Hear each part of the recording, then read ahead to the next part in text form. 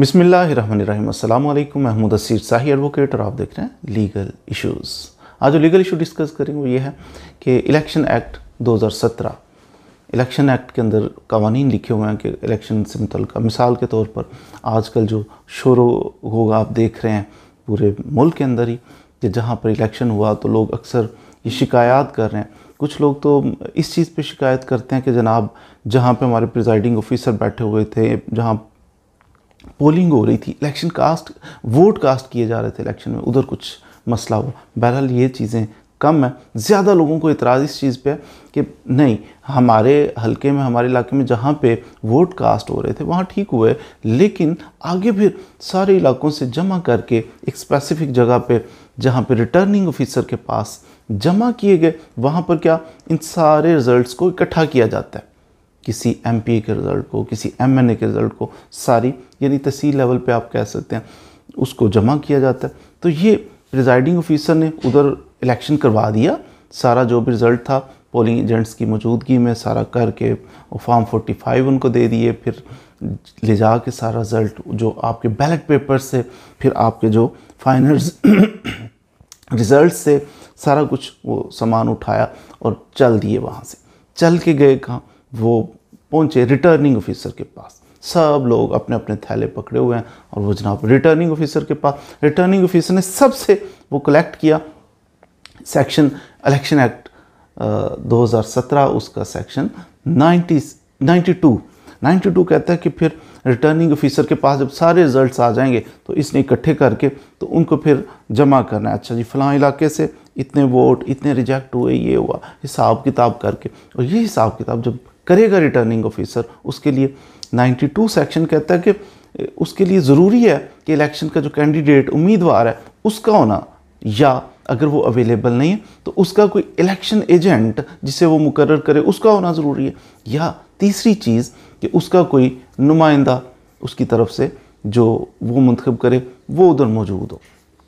तो इनकी यानी शफाफियत होनी चाहिए, इस वजह से फिर इनका होना ज़रूरी है। ये लोग मौजूद हों, इनकी मौजूदगी में कैलकुलेशन सारी करके तो फिर ये सारा रिज़ल्ट जनाब, इसको कहते हैं प्रोविजनल रिज़ल्ट। प्रोविजनल रिज़ल्ट जो है इसको अनाउंस करेंगे कि जनाब सारी हमने टोटल किया तो इसके इतने वोट, ये आ गया, ये पीछे है, जो भी सूरत है उसको सारा जमा करके तो फिर रिटर्निंग ऑफिसर ने भेज देना आगे। यहाँ पे ज़्यादा शोर जो है इसी जगह पे हो गया कि जनाब रिटर्निंग ऑफिसर्स ने कुछ हमारे साथ ज़्यादती कर दी है, जमा करने में कुछ उन्होंने नया ऐड कर दिया, पुराना। हमारे पास फॉर्म 45 थे जहाँ इलेक्शन हुआ, वहाँ पे 45 के ऊपर तो ये लिखा हुआ है, लेकिन आगे जब रिटर्निंग ऑफिसर के पास हुए उन्होंने काउंट करते हुए हमें बाहर निकाल दिया, एंटर नहीं होने दिया। कुछ ऐसे एलिगेशंस लोग लगाते हुए नज़र आ रहे हैं। तो फिर जनाब हमारा मौजूद होना ज़रूरी था, और जो 45 फॉर्म जहाँ पे इलेक्शन में वोट कास्ट हुए थे वहाँ से जो हमने हासिल किया था ना, तो वो रिटर्निंग ऑफिसर को चाहिए उसके मुताबिक सब लोगों के पास मौजूद हैं 45 के फॉर्म कि हमारे जनाब पोलिंग स्टेशन से ये वोट कास्ट हुए थे, उसके मुताबिक ऐड करें, उसके मुताबिक जमा करके तो रिज़ल्ट दें। लेकिन ऐसा नहीं किया जा, यहाँ से प्रॉब्लम क्रिएट हो गया। बहरहाल ये 92 सेक्शन कहता है कि इनकी मौजूदगी में जमा तफरीक होगी, जो भी होगा तो शफाफ किस्म का रिज़ल्ट इनको दे दिया जाएगा। फिर इसके बाद जब ये प्रोविजनल रिज़ल्ट अनाउंस कर देते हैं, उसके बाद मरहला आ जाता है आगे कि इलेक्शन कमीशन के पास फिर ये सारा फाइनल भेज देते हैं। इलेक्शन कमीशन फिर इसको विदिन 14 डेज़, सेक्शन 98 है इलेक्शन एक्ट 2017, इसका सेक्शन 98 कहता है कि जब ये रिटर्निंग ऑफिसर ने सारा जमा करके फिर आगे भेज दिया सब पार्टीज़ की मौजूदगी में, तो फिर इलेक्शन कमीशन 14 डेज़ के अंदर अंदर इसको फाइनल डिक्लेयर भी करेगा कि कौन सा कैंडिडेट जीत गया, और साथ इसको गज़ट के अंदर पब्लिश भी करेगा। फिर इतना ही नहीं कि ये हो गया जो हो गया, ऐसा नहीं है, बल्कि इलेक्शन एक्ट 2017 का सेक्शन 100 आप मुलाहिज़ा फरमाएं तो उसके अंदर ये भी लिखा हुआ है कि ये पब्लिक डॉक्यूमेंट्स हैं। फॉर्म 45 बना था, फ़लाँ फॉर्म बना, जितने भी फॉर्म बने, जितना भी रिकॉर्ड है, ये सारा जमा होते होते इलेक्शन कमीशन के पास पहुंचा। तो ये पब्लिक डॉक्यूमेंट है, पब्लिक इसको इंस्पेक्शन कर सकती है।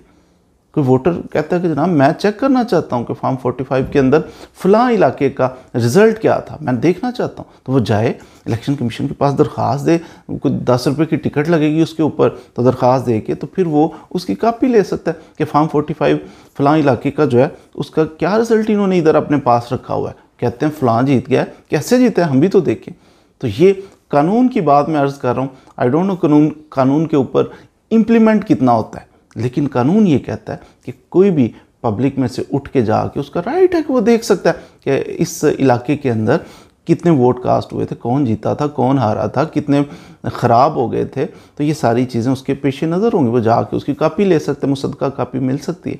तो फॉर्म 45 पहले ही हर इलाके में हर जगह पे मौजूद हैं, तो फॉर्म 45 आपके हाथ में है, आप जाके वेरीफाई कर सकते हैं कि इस इलाके का जो ये रिज़ल्ट है क्या इलेक्शन कमीशन के पास जो है जहाँ से उन्होंने फाइनल रिज़ल्ट दिया है तो वो भी सेम है। आप एप्लीकेशन दें, मुसद्दका कापी लें, तो ये पब्लिक डॉक्यूमेंट है। हाँ, यहाँ पे बताता चलूँ कि बैलेट पेपर नहीं आप देख सकते कि बैलेट पेपर हमें दिखाए जाएँ जिस पे मोहरें लगी हुई हैं, वो नहीं देखा जा सकता, बाकी चीज़ें देखी जा सकती हैं। उम्मीद है आज आपने इलेक्शन एक्ट 2017 के बारे में जो आजकल की गहमा गहमी है कि क्या हो रहा है, क्या होने जा रहा है, उसके बारे में कुछ ना कुछ सीख लिया होगा। मज़ीद वीडियोज़ के लिए हमारे साथ रहिए।